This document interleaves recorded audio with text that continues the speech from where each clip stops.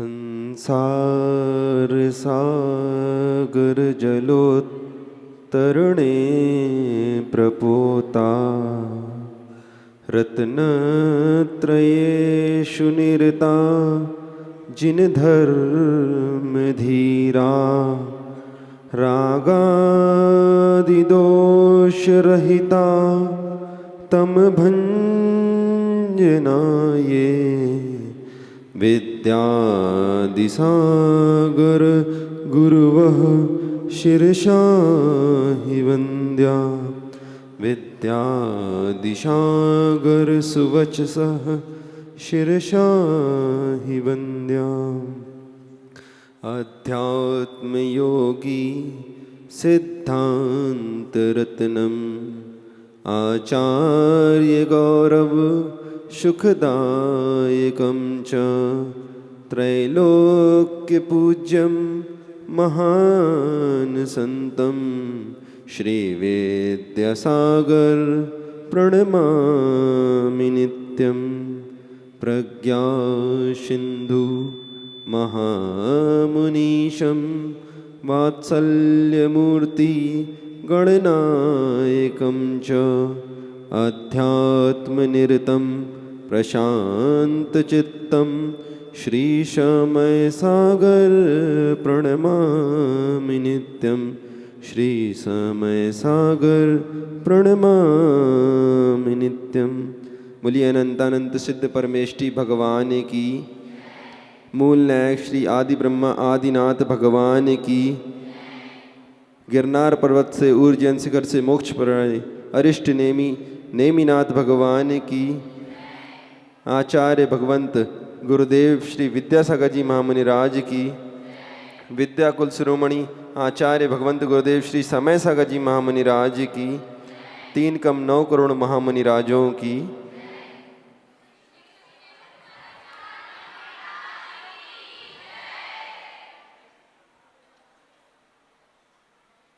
आज ये अपन गुरुदेव के दीक्षा दिवस महोत्सव का ये उत्सव मना रहे हैं, लेकिन आप लोग के जीवन का दुर्भाग्य कहूँ या अंतराय कर्म कहूँ कि आज आपको हमें सुनना पड़ रहा है। आपके यहाँ साक्षात आचार्य परमेष्टि गणनायक महानायक विराजमान हैं, फिर भी आप लोग यहाँ उनको रहकर सुन नहीं पा रहे हैं और उनकी आज्ञा अनुसार मुझे यहाँ आज कुछ उपदेश देने के लिए यहाँ भेजा गया है। तो मैं इसको सौभाग्य कहूँ या दुर्भाग्य मैं नहीं जानता, लेकिन ये तो अपने जीवन का अंतराय कर्म है कि अपन को आचार्य परमेष्टि की वाणी सुनने का आज अवसर प्राप्त नहीं हो रहा है। फिर भी गुरु आज्ञा है तो आज गुरु का गुणगान करने की मुझे गुरु का संकेत मिला है कि वहाँ पर जाइए और कुछ गुरु की स्तुति कीजिए, गुणगान कीजिए। वैसे तो अपन सबकी वाणी उन महागुरुदेव की, परम गुरुदेव की स्तुति करने में सक्षम नहीं है, क्योंकि अरहनाथ भगवान की स्तुति करते हुए स्वयं आचार्य समंत्रबद्ध देव ने स्वयंभू स्तोत्र में कहा है, गुणस्तोकम सधुल्लंघ्य तद्बहुत कथा स्तुति आयन्त्यन्ते गुणा वक्तु सुखस्त्वैसा कथम। अर्थात स्तुति किसे कहते हैं, ऐसा आचार्य समंत्रबद्ध स्वामी कह रहे हैं, स्तुति किसे कहते हैं? गुणों का अतिक्रम करके कथन करना ही स्तुति कहलाता है। लेकिन हम इतने तुच्छ हैं कि जब गुरुदेव में इतने अनंत गुण विराजमान हैं तो उनके गुणों का अतिक्रम किस प्रकार करेंगे, क्योंकि उनके पास अनंत गुण हैं, सीमातीत हैं। फिर भी आज अपन थोड़ा सा चेयोपसा में थोड़ा सा ज्ञान है और आ गए उनकी स्तुति करने। ये भी सूरज को दीप दिखाने जैसा है। फिर भी अपन अबोध बालक होते हुए भी थोड़ा प्रयास करेंगे कि गुरु के कुछ गुणों पर प्रकाश डाला जाए, उनकी कुछ वंदना स्तुति की जाए, उनके उपकारों को, उनकी वात्सल्य को आज यहाँ प्रस्तुत किया जाए कि उनके कितने उपकार थे अपने जीवन में। वैसे तो ऊपर जिसका अंत नहीं, वैसे तो ऊपर जिसका अंत नहीं उसे आसमान कहते हैं, ऊपर जिसका अंत नहीं उसे आसमान कहते हैं। जहाँ पर धरती पर अर्थात इस धरा पर, इस धरती पर जिसका अंत नहीं उसे गुरुदेव विद्यासागर कहते हैं। पहले आंसू आते थे और गुरुदेव आपकी याद आ जाती थी। पहले आंसू आते थे और गुरुदेव आपकी याद आ जाती थी, और अब गुरुदेव याद आते हैं और आंसू आ जाते हैं। अब गुरुदेव पहले याद आते हैं और आंसू आ जाते हैं। गुरुदेव आपके साथ बिताए पलों की यादें जब रह रह कर आती हैं। गुरुदेव आपके साथ बिताए पलों की यादें जब रह रह कर आती हैं।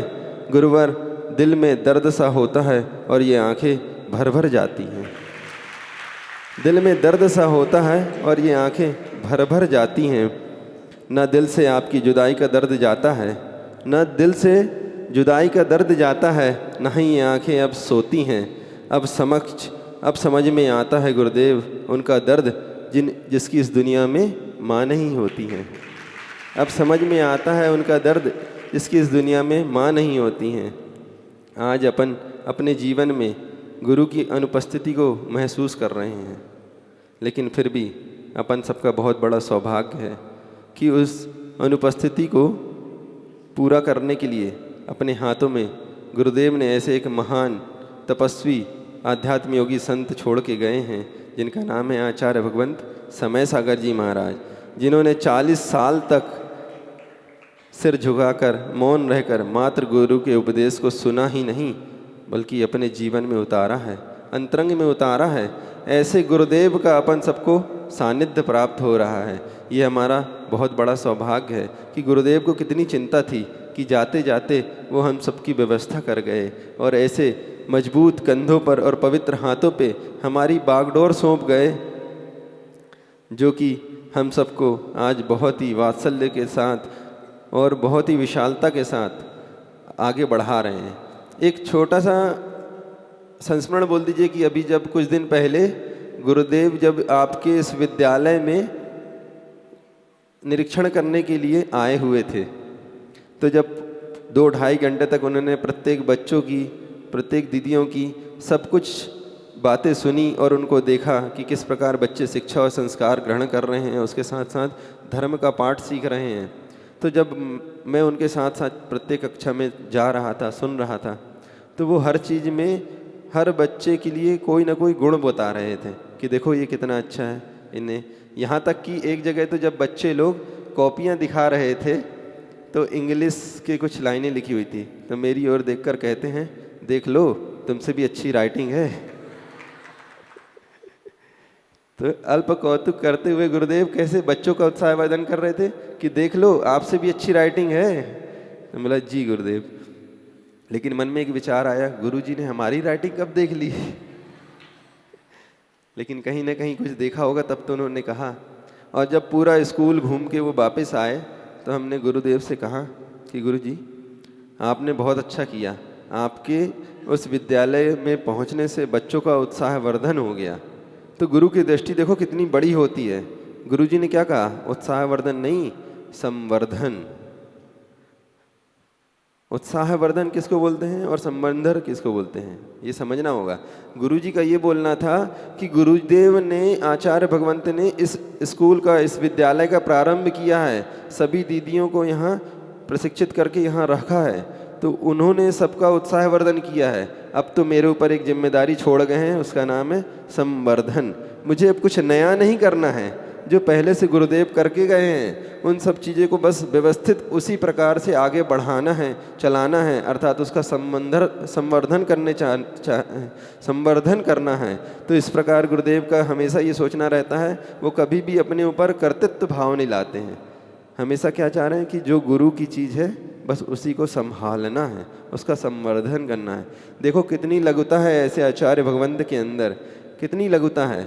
वो चाहते तो कहते हैं हाँ हाँ मेरे जाने से उत्साह बढ़ गया बच्चों का, लेकिन ऐसे भाव नहीं आए उनके अंदर, हाँ संवर्धन हो गया।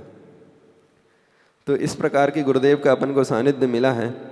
गुरुदेव के जाने के पश्चात, महाप्रयाण के पश्चात अपन सबको ऐसा लग रहा था, ऐसा महसूस हो रहा था कि ये अब क्या हो गया, आप कहाँ कहाँ चले गए गुरुदेव। हवा थम सी गई है, चारों ओर वीरानी छा गई है, सन्नाटा सा छा गया है, सब कुछ बदल सा गया है, सब कुछ छिन सा गया है। मौसम सा भी बदल गया है, बादलों ने गरजना छोड़ दिया है, बारिश ने समय समय पर बरसना छोड़ दिया है। चारों ओर जगत में आतंक, युद्ध, लड़ाइयाँ छिड़ गई हैं। असमय में बहुत सारी घटनाएं घट रही हैं, साधुओं के ऊपर उपसर्ग आ रहे हैं। आखिर गुरुदेव आप चले गए तो ऐसा क्यों हो रहा है? और हम अपनी क्या कहें? अपन सबको तो ऐसा लगता है कि हमारे ज़िंदगी में बचा ही क्या है, जैसे सब कुछ छिन गया हो।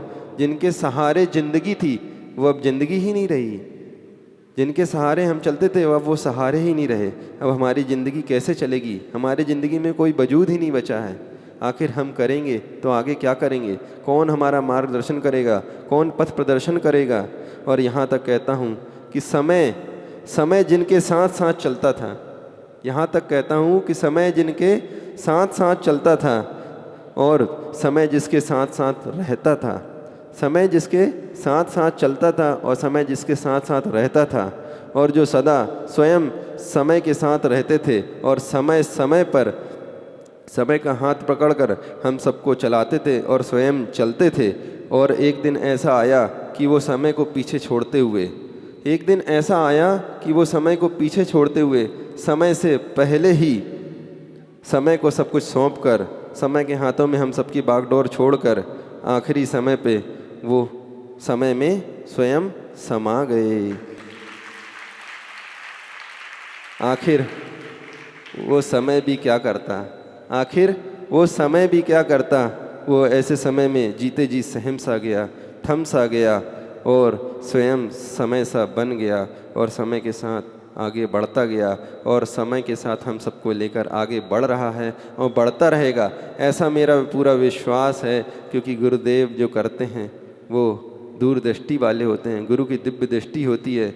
और समय ने समय के साथ उस गुरु आज्ञा को स्वीकार किया और अपन को समय अर्थात आत्मा की ओर बढ़ा रहे हैं और अपने आत्म तत्व की पहचान करा रहे हैं। ये हम सबका परम सौभाग्य है और आप सबका परम सौभाग्य है कि इतना वात्सल्य जो गुरुदेव, मैं देखता हूँ कि आप लोग जैसे ही आते हैं तो 2-2 घंटे 3-3 घंटे लगातार आप लोगों को उपदेश देते रहते हैं, आप लोगों के ऊपर धर्म की वर्षा करते रहते हैं, संस्कार देते रहते हैं। कल भी उनका इतना ही कहना था कि छोटे छोटे से बच्चे हैं, उनको संस्कारित कीजिए, उनको कुछ बता के आइए। तो मैं ये कहता हूँ कि गुरुदेव ने क्या कहा कि आप सोच भले ही नहीं रखें, सोच, आप बच्चों से मैं कहना चाहता हूँ कि आप सोच भले ही नहीं रखें, अर्थात नई नई आविष्कार की करें, नए नए रिसर्च करें, नई नई पढ़ाई, नई नई एजुकेशन करें, सब कुछ करें, लेकिन संस्कार पुराने ही अच्छे हैं। गुरुकुल के संस्कार, गुरुजी के संस्कार, दीदियों के संस्कार, इन्हीं संस्कारों को आप लोग को अपने जीवन में लेके चलना है, आगे बढ़ाना है। ये परंपरा से आते हुए संस्कार, धर्म का उपदेश अपन को अपने जीवन में लाना है और अपनी आने वाली पीढ़ियों तक पहुंचाना है। ये अपन सबका परम कर्तव्य है। क्योंकि आप किस विद्यालय में पढ़ रहे हैं जहाँ हर व्यक्ति को, हर इंसान को ये विश्वास है कि प्रतिभास्थली में पढ़ने वाली हर बच्ची आगे चलकर इस धर्म की ध्वजा को आगे लहराएगी, स्वयं चारित्र के साथ जीवन जीते हुए दूसरों को चारित्र की ओर बढ़ाएगी। और गुरुदेव की कितनी अच्छी दिव्य दृष्टि थी कि वो आप लोग के लिए क्या कल उन्होंने क्या कहा अपने वक्तव्य में कि मैं क्या चाहता हूँ। क्या आप लोग गुरु के सपने को पूरा नहीं करना चाहते? गुरु जी ने कहा कि क्या ये जो विद्यार्थी, जो ये बालिकाएं दिख रही हैं, ये कुछ वर्षों बाद मैं ये चाहता हूँ कि इन दीदियों की तरह यहाँ आगे बैठे हुए दिखें और नए बच्चे पीछे बैठे हुए दिखें। कितनी अच्छी दिव्य दृष्टि है गुरुदेव की। गुरुदेव चाहते हैं कि आपके सबके जीवन में चारित्र आए। आप सब भी तो यहीं अभी भजन में या पूजन के समय गा रहे थे क्या कि गुरुदेव आप आ जाओ तो हम सब दीक्षा ले लेंगे। बोलना तो बहुत आसान है। देखो, गुरु जी को मानने वाले संसार में कितने लोग थे? लाखों लोग थे, करोड़ों लोग थे जो गुरु जी के मानने वाले थे, गुरु जी के भक्त थे। लेकिन आप लोग को ये विचार करना होगा कि गुरु के जो भक्त होते हैं वो तो कई सारे हो सकते हैं, लेकिन आप सोचिए कि गुरु के शिष्य कितने लोग हैं। जो गुरु का भक्त होता है वो गुरु के चरणों को छूता है, और जो गुरु का शिष्य बनता है वो गुरु के आचरण को छूता है। तो आपको ये विचार करना है कि गुरुदेव के शिष्य बनने वाले 2, 2.5, 3 हज़ार लोग ही थे जो गुरुदेव के द्वारा दीक्षित हो पाए, व्रतों को ग्रहण कर पाए, प्रतिमाएं ग्रहण कर पाए। तो मात्र गुरु को जीने वाले 2, 2.5, 3 हज़ार लोग थे। अब आप लोग को सोचना है चारित्र कितना कठिन होता है। तो एक हाई को लिखा था, गुरु को मानो गुरु की ना मानो, उन्नति ना हो उत्थान ना हो। तो आप सबको क्या करना है, गुरु बस को नहीं मानना है, गुरु की भी मानना है, तब तो आप लोग का उत्थान हो पाएगा। क्योंकि इस संसार में ज़्यादातर लोग गुरु को मानते रहते हैं कि, और हम गुरुदेव के चरणों में आते हैं और क्या कहते हैं, हे गुरुदेव मैं बहुत वर्षों से, बहुत सालों से भटक रहा था, आज तक मुझे गुरु नहीं मिले थे। वो कहते हैं कि गुरुदेव मैं कितने जन्मों से भटक रहा था कि मुझे गुरु नहीं मिले। लेकिन कितने कम लोग हैं जो गुरु जी के चरणों में आके बोलते हैं, हे गुरुदेव मैं इतने जन्मों से भटक रहा था, मुझे आपका शिष्य बनना है। जैसे ही आप सोचो कि आप जैसे ही गुरुदेव के चरणों में जाओगे और हाथ जोड़ करके बोलोगे कि हे गुरु, हे गुरुदेव मुझे आज मेरे गुरु मिल गए, आप जैसे ही बोलोगे तो आपका सिर ऊपर की ओर उठेगा, आपकी जो आवाज़ है, आपकी उष्मा है वो ऊपर की ओर जाएगी, जो अहंकार का प्रतीक होती है। आप सबको इस चीज़ को बोल के देखिएगा कि हे भगवान मुझे मेरे गुरु मिल गए, आपका सिर ऊपर की ओर जाएगा। लेकिन जैसे ही आप गुरु जी के चरणों में जाएंगे और एक हाथ जोड़कर ये निवेदन करेंगे कि हे गुरुदेव हम आपका शिष्य बनना चाहते हैं, तो आपका सिर ऑटोमेटिक नीचे की ओर चला जाएगा, समर्पण की ओर चला जाएगा, अर्पण की ओर चला जाएगा। तो आज हम सबको ये संकल्प लेना है कि हम जब भी गुरु के पास जाएंगे, आचार्य भगवंत के पास जाएंगे, तो हम एक चीज़ कहेंगे, हे गुरुदेव हम आपका शिष्य बनना चाहते हैं, आपके इस चरण सन्निधि में आना चाहते हैं, अपने आप के आचरण को, चारित्र को ऊपर बढ़ाना चाहते हैं। क्योंकि इस दुनिया में, इस जीवन में अगर कोई चीज़ है वो है दुर्लभ है तो चारित्र। इस जीवन में कोई चीज़ दुर्लभ है तो वो क्या है, चारित्र। कैसे? क्योंकि एक इंग्लिश की बहुत अच्छी लाइन बोल रहा हूँ मैं कि beauty catches the attention, beauty catches the attention but character catches the heart. Beauty catches the attention, but character catches the heart. But now in this time, beauty faces is everywhere, but very hard to find good character. और आप सब लोगों का बहुत सौभाग्य है कि आपके पास आपको पढ़ाने वाली शिक्षिकाएं, आपको समझाने वाली, आपका पालन पोषण भरण करने वाली शिक्षिकाएं वो बाल ब्रह्मचारिणी हैं। आपका कितना सौभाग्य है। अच्छे चारित्र के साथ प्रतिमा आदि इत्यादि लेके, संयम को लेके, व्रतों को ग्रहण करके वो आप सबके ऊपर रात दिन मेहनत करके आप लोग की सुरक्षा कर रही हैं। क्यों? कि ये जिन धर्म का झंडा हमेशा फहराता रहे। और साथ में एक और चीज़ है, वो अपने जीवन में कर्तव्य दीक्षा का पालन करते हुए गुरु की आज्ञा का पालन कर रही हैं। क्योंकि गुरु किससे प्रसन्न होते हैं? गुरु आज्ञा पालने से। एक बहुत अच्छी सूक्ति है संस्कृत में, गुरुणाम आज्ञा गुरुणाम अविचारणीया, आज्ञा गुरुणाम अविचारणीया। अर्थात गुरु की आज्ञा मिलते ही ये विचार नहीं करना चाहिए कि मुझे इसमें मेरा हित है कि अहित है, इसमें मेरा घाटा है कि फ़ायदा है, आगे क्या होगा, कैसे होगा, ये सब विचार नहीं आना चाहिए। जी भर के गुरु के सामने जी कहना चाहिए। इसका नाम है आज्ञा गुरुणाम अविचारणीया। उसमें संशय नहीं करना चाहिए कि जो भी गुरु कह रहे हैं उनकी दिव्य दृष्टि है, वो मेरे जीवन के हित के लिए कह रहे हैं, ऐसा हमें विचार करना चाहिए। ऐसे ही आपको आपकी जो शिक्षिका गुरु हैं उनकी बात को विचार नहीं करना चाहिए, तुरंत स्वीकार करना चाहिए कि जो दीदियाँ कह रही हैं वो हमारे हित के लिए है, हमारे जीवन के लिए है। मेरे जीवन में जो कुछ भी अच्छा होगा वो सब मेरे गुरु का है, जो कुछ भी बुरा है मेरी गलतियों का फल है। तो अपन को अपने जीवन में ऐसा ही विचार करना चाहिए, ऐसा ही सोचना चाहिए। हमेशा अपना सब कुछ गुरु के चरणों में समर्पित कर देना चाहिए। क्योंकि अपने जीवन में जब अपना जन्म होता है तो प्रथम गुरु के रूप में गुरु माँ मिलती हैं, जो इस कोख से अपन को इस संसार सागर में डालती हैं। आगे बढ़ते हैं तो लौकिक गुरु के रूप में आपकी शिक्षिकाएं और शिक्षक मिलते हैं जो अपन को शिक्षाएं देते हैं। फिर और आगे बढ़ते हैं तो गुरु मिलते हैं जो अपन को जीवन में धर्म और चारित्र की ओर बढ़ाते हैं। ये 3 माह सबको ही सुने होंगे, लेकिन हम कुछ अलग कहते हैं कि हमारे जीवन में 3 माह हुई हैं, लेकिन हमारे जीवन के प्रथम माह गुरु माह हैं। वो हैं आचार्य भगवंत समय सागर जी महाराज, जिन्होंने हमें इस धर्म के बारे में बताया, सिखाया, पढ़ाया, और आचार्य भगवंत भी हैं जिन्होंने हमें व्रत दिया। इस प्रकार प्रथम गुरु माँ के रूप में गुरु समय सागर महाराज जी और आचार्य भगवंत गुरुदेव विद्यासागर महाराज जी हैं। दूसरे गुरु होते हैं अपने जीवन में जो शिक्षक देते हैं, शिक्षा देते हैं, जिनको अपन बोलते हैं महात्मा। तो वो दूसरे गुरु भी हमारे जीवन में आचार्य भगवंत ही हैं, जिन्होंने हमें शिक्षा दी, चारित्र दिया।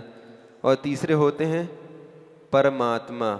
तीसरी माँ होती है परमात्मा, वो भी हमारे जीवन में गुरु हैं। क्यों? क्योंकि वो हमें बता रहे हैं, सिखा रहे हैं कि अपनी आत्मा का दर्शन कैसे करना है। तो इस प्रकार हमारे जीवन में तीनों माँ एक ही रूप में प्राप्त हुई हैं। वो हैं आचार्य भगवंत गुरुदेव विद्यासागर महाराज जी, और अब हैं आचार्य भगवंत गुरुदेव श्री समय सागर जी महाराज जी। ये अपन सबका परम सौभाग्य है कि गुरु माँ, महात्मा और परमात्मा तीनों का जो एक रूप है वो अपन सबको यहीं बैठे बैठे देखने मिल रहा है। जो हमको जन्म, जिन्होंने हमें इस धर्म रूपी कोख में जन्म दिया और हमें विद्या का ज्ञान दिया और परमात्मा बनने के लिए चारित्र प्रदान किया, ऐसे तीनों गुरुदेव के चरणों में अपना मन वचन काया से चारों ओर, चारों समय, हर संध्या कालों में मेरा नमस्कार हो। हमको यही भावना भानी चाहिए। और मैं एक छोटा सा कथानक सुनाना चाहता हूँ। आज्ञा गुरुनाम अविचारणीय। एक सच्चा शिष्य कैसा होता है? एक सच्चा शिष्य, एक सच्चा भक्त अपने गुरु के लिए, गुरु की बातों पर कभी संशय नहीं करता है, किस प्रकार उनकी आज्ञा का पालन करता है। तो एक आश्रम था, गुरुकुल था, और गुरुकुल में एक गुरु और एक शिष्य और शिष्य समुदाय वहाँ रहता था और विराजमान था। वो अपने जीवन में जो भी साधना करते थे, योग करते थे, इत्यादि अध्ययन करते रहते थे और बहुत अच्छे से रहते थे। और बहुत सारे शिष्य थे, सब आपस में धर्म की चर्चा, वार्ता करते थे। गुरु समय समय पर उनको उपदेश देते थे, चारित्र और साधना के मार्ग में आगे बढ़ाते रहते थे। और जब इस तरह क्रम बढ़ता गया तो बहुत दिन हुआ तो गुरुदेव देखते हैं कि मेरे एक शिष्य का स्वास्थ्य बहुत ज़्यादा बिगड़ता जा रहा है। वो दिनों दिन क्षीण होता जा रहा है, कमज़ोर होता जा रहा है।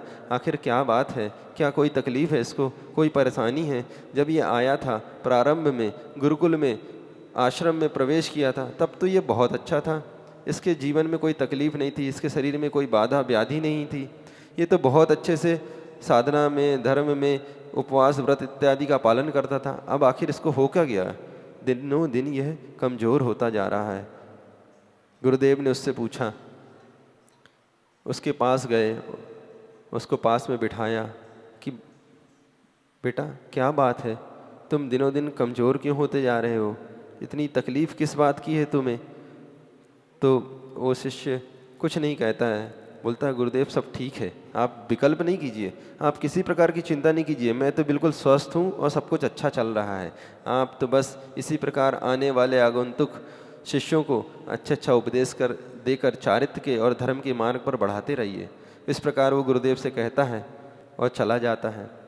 लेकिन फिर भी गुरुदेव के मन में अपने शिष्य के प्रति वात्सल्य, प्रेम और चिंता तो रहती ही है। भले वो मुख से व्यक्त ना करें तो गुरुदेव चिंता कर ही रहे थे। आखिर उन्होंने कई सारे वैद्यों को बुलवाया, बहुत कुछ पता कराया, लेकिन रोग का पता नहीं चल रहा था।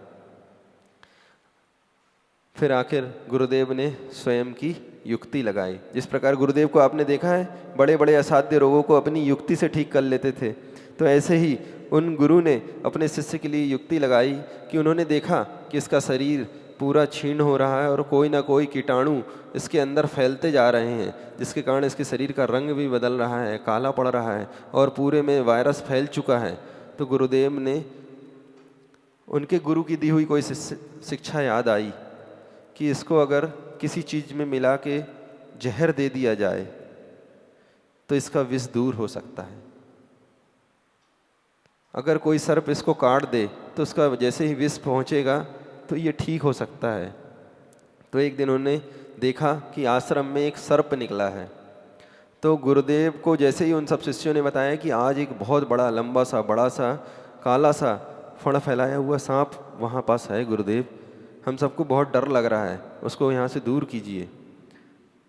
तो गुरुदेव ने उसी शिष्य को बुलाया जिसका स्वास्थ्य बहुत खराब था, लेकिन बहुत ही वो नम्र और आज्ञाकारी शिष्य था। तो गुरुदेव ने उससे कहा कि देखो वहाँ एक सर्प आया हुआ है, जरा उसकी लंबाई नाप के आना और वो कैसा दिखता है क्या है मुझे बताना।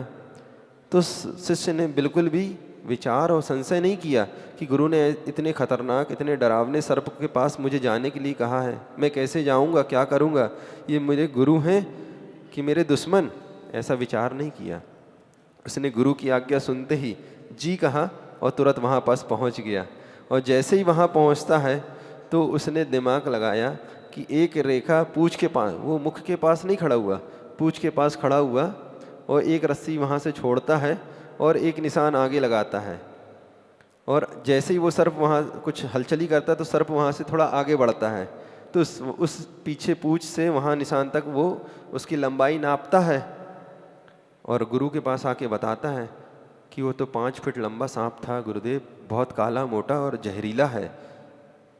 तो गुरुदेव सोचते हैं कि मेरी युक्ति तो फेल हो गई, मैं ये चाह रहा था कि वो खतरनाक सर्प इसे डस ले, लेकिन ऐसा तो हुआ नहीं। तो गुरुदेव ने फिर दिमाग लगाया, थोड़ी देर बाद फिर ऐसा ही हुआ, कुछ दिन बाद फिर सर्प निकला एक। तो इस बार जैसे ही गुरु जी को पता चलता है कि एक आश्रम में बहुत ही बड़ा सा डरावना सा काला सांप निकला है, तो इस बार गुरुदेव फिर उसी शिष्य को बुलाते हैं, लेकिन इस बार क्या आज्ञा देते हैं कि जाओ वहाँ जो सर्प निकला है उसके मुख में जो दांत हैं उसको गिन के आओ कि उस सर्प के मुख में कितने दांत हैं।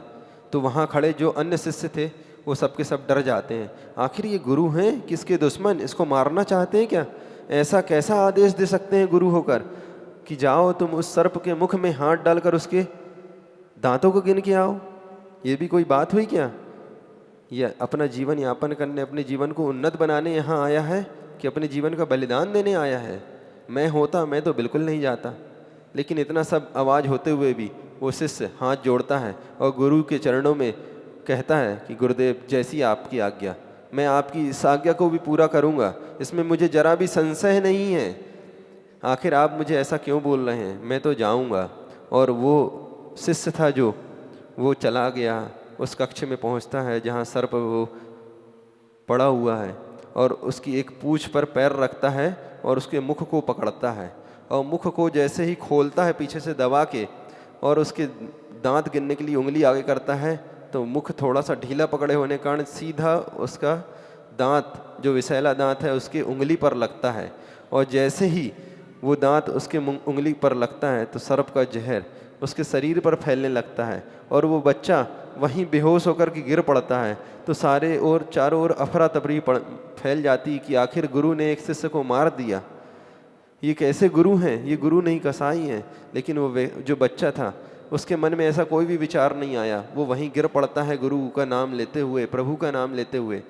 फिर गुरु आते हैं, धीरे से सबको बाहर करते हैं और एक बड़ा सा कंबल लाते हैं और उस कंबल में उस बच्चे को लपेट देते हैं। और जैसे जैसे उस शिष्य का जहर, उस शिष्य के अंदर जहर फैलता जाता है तो उसके जो अंदर के कीड़े होते हैं वो धीरे धीरे उसके नाक, मुख और कान के माध्यम से, मल द्वारों के माध्यम से बाहर आते जाते हैं और चारों ओर फैलने लगते हैं और देखते ही देखते पूरा कंबल कीड़ों से भर जाता है। तो गुरुदेव धीरे से उस कंबल को उठाते हैं और कहीं छाए में ले जाकर, जिससे वो जीव मरे नहीं, और एक तरफ रख देते हैं। एक कंबल और बुलाते हैं, फिर उसको लपेटते हैं। इस तरह 2-4 कंबल पूरे कीड़ों से भर जाते हैं और धीरे धीरे कुछ देर बाद ऐसा होता है कि उस बच्चे को होश आने लगता है, उस शिष्य को होश आने लगता है और सभी चारों ओर सबको आश्चर्य से देखने लगते हैं, ये क्या हो गया?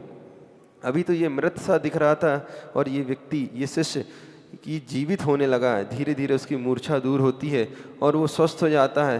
कुछ दिनों बाद उसके चेहरे पर वही चमक, उसका शरीर वही हष्ट-पुष्ट हो जाता है। तब गुरुदेव एक दिन उस शिष्य को बुलाते हैं और बोलते हैं, एक बात बताओ, तुम्हें भय नहीं लगा? मैंने तुम्हें इतनी खतरनाक और इतनी कठिन और जटिल आज्ञा दी थी कि जाओ सर्प के मुख में हाथ डालो और उसके दांत गिन के आओ। क्या तुम्हें संशय नहीं हुआ कि आखिर गुरु ऐसा क्यों बोल रहे हैं, क्यों मुझे ऐसा करने बोल रहे हैं? इसमें तो मेरी जान भी जा सकती है, क्या होगा? मेरे जीवन का वो नष्ट हो जाएगा। तब वो शिष्य बोलता है हाथ जोड़ के, गुरुदेव जब मैं अपने जीवन में अपने आप को आपके चरणों में समर्पित कर ही चुका हूँ तो मेरा अब बचा ही क्या। जब मैं अपने जीवन में अपने आप को, मेरा सर्वस्व आपके चरणों में सौंप चुका हूँ तो अब मेरा बचा ही क्या। मेरे माता भी आप हैं, मेरे पिता भी आप हैं, मेरे बंधु भी आप हैं, मेरे सखा भी आप हैं, मेरा सब कुछ आप ही हैं। अब मैं किस बात की चिंता करूं? तो मुझे चिंता किस चीज़ की? आपने जो कहा वो सत्य ही होगा, मेरे हित के लिए ही होगा, क्योंकि आज्ञा गुरु नाम अविचारणीय, इस सूक्ति को आपने ही तो मुझे समझाया था। आज ही तो उसको प्रयोग करने का समय आया है, क्योंकि guru is a practical lab not a theory class. Guru is a practical lab not a theory class.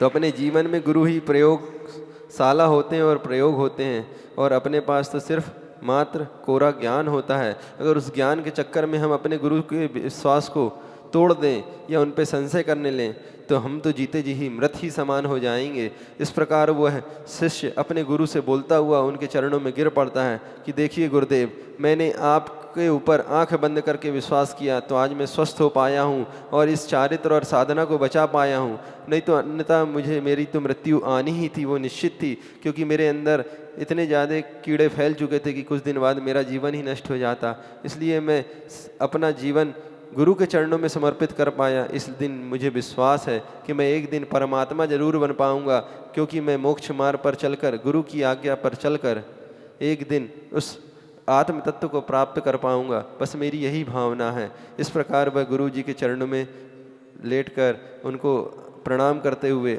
अपने अश्रुपात करते हुए उनके पाद का प्रक्षालन कराता है और अपने आप को धन्य मानता है। तो सोचिए, ये होता है शिष्य। क्या अपने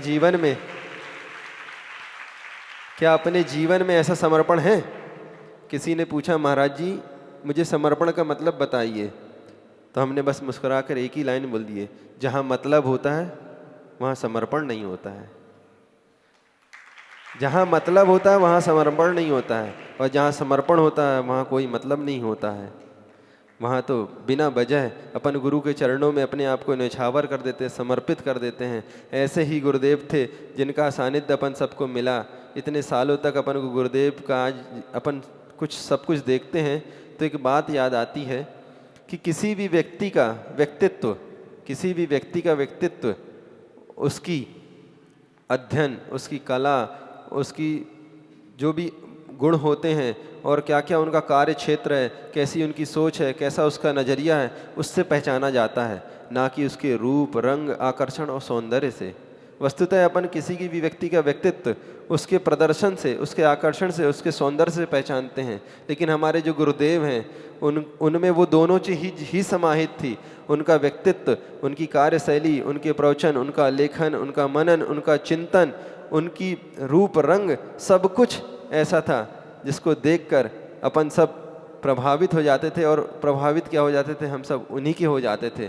और अपन क्या, देश विदेश से आए भक्तगण, शिष्यगण, सब कुछ उनकी एक दृष्टि पर, उनकी एक मुस्कान पर, उनके आकर्षण पर मोहित हो जाते थे और अपने आप को स्वयमेव समर्पित करके उनके ही हो जाते थे। क्योंकि देखो गुरुदेव का व्यक्तित्व कितना बड़ा था, और आप सबके लिए, हम सबके लिए वो क्या क्या नहीं करके गए। आज आप लोग का सौभाग्य है, आप सबके जीवन के लिए उन्होंने इतनी बड़ी प्रतिभा स्थली का निर्माण करवा दिया। आज 300-400 बाल ब्रह्मचारिणी दीदियों का निर्माण किया, उनको व्रत दिया, उनको शिक्षण कराया और संस्कार दिए, जिससे वो आपको पल्लवित व पोषित कर पाएँ। उन्होंने मूक पशुओं के लिए गौशालाओं का निर्माण कराया, बेरोजगारों के लिए, महिलाओं के लिए हथकरघा का, हस्तशिल्प का निर्माण कराया, और आप लोग के भोजन के लिए, शुद्ध भोजन के लिए पूरी मैत्री और बहुत सारी शुद्धता को लेके जो भी कार्य होते हैं वो सब किए। और आप लोग की जीवन में निरोगी रहें आप लोग, इसलिए पूर्ण आयु आदि का निर्माण किया।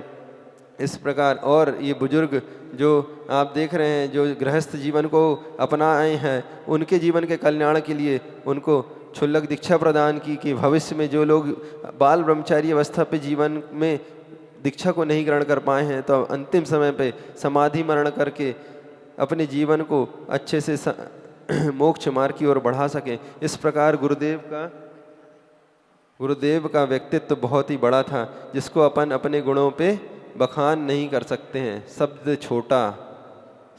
छोटा सा गुरु गहराई नपती नहीं। शब्द छोटा सा गुरु गहराई नपती नहीं। बस मैं इतना ही कहूँगा कि हे गुरुदेव, मुझे हंसाता मुझे रुलाता एक तुम्हारा अपनापन। हे गुरुदेव, मुझे हंसाता मुझे रुलाता एक तुम्हारा अपनापन। आँखों में आंसू ले आता एक तुम्हारा अपनापन। मानो या ना मानो, मानो या ना मानो, लेकिन ये सच है, बिल्कुल सच है। हर पल आपकी याद दिलाता गुरुदेव तुम्हारा अपनापन। हर पल आपकी याद दिलाता गुरुदेव तुम्हारा अपनापन। इसी भावनाओं के साथ मैं आचार्य भगवंत के चरणों में नमोस्तु करता हुआ यही भावना बाऊँगा कि मेरा अंतिम मरण समाधि मरण हो और मैं आपके ही जैसे मोक्ष मार्ग पर चलते हुए रत्नत्रय की साधना करते हुए इस आत्म तत्व को प्राप्त कर सकूं। इसी भावनाओं के साथ अहिंसा परमो धर्म की जय। नेमिनाथ भगवान की जय। भगवान के मोक्ष कल्याणक महामहोत्सव की जय। आचार्य भगवंत गुरुदेव श्री विद्यासागर जी महामुनि राज की जय। आचार्य भगवंत गुरुदेव श्री समय सागर जी महामुनि राज की जय की जय। स्वात्मोपलब्धि शिव सौख्य सिद्धि चिंतामणिम चिंतित वस्तुवाने त्वां बंद मानस्य ममास्तु देवी।